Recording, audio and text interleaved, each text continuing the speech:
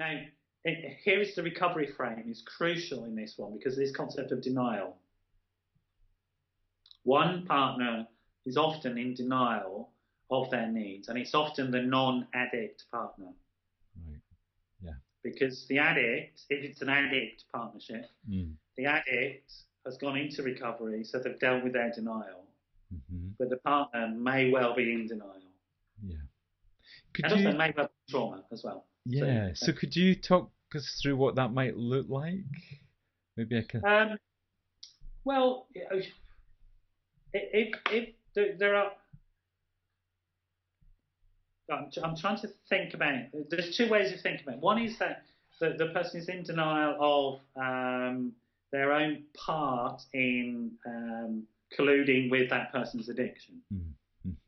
Okay. Now, that seems like a harsh thing to say. I don't mean it in that way. That's a very clinical way of saying it. What do I mean by this?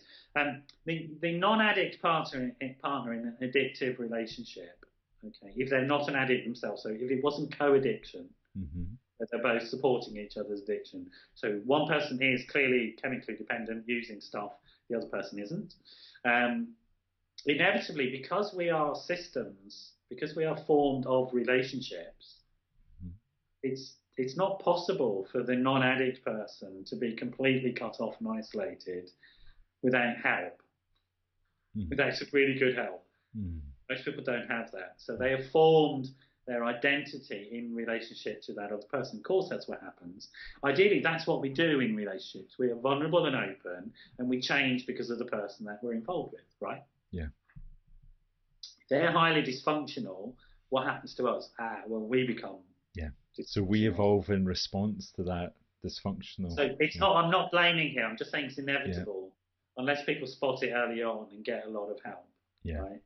So it's not blaming. And there may be trauma issues on the part of the non-chemically dependent addict, etc., that they're not aware of.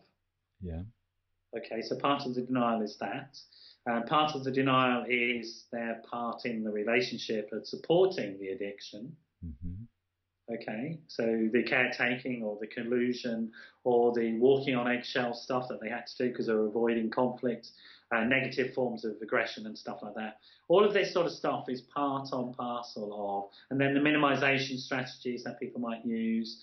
It wasn't really that bad, and because they don't want to face the fact that it was really, really horrible.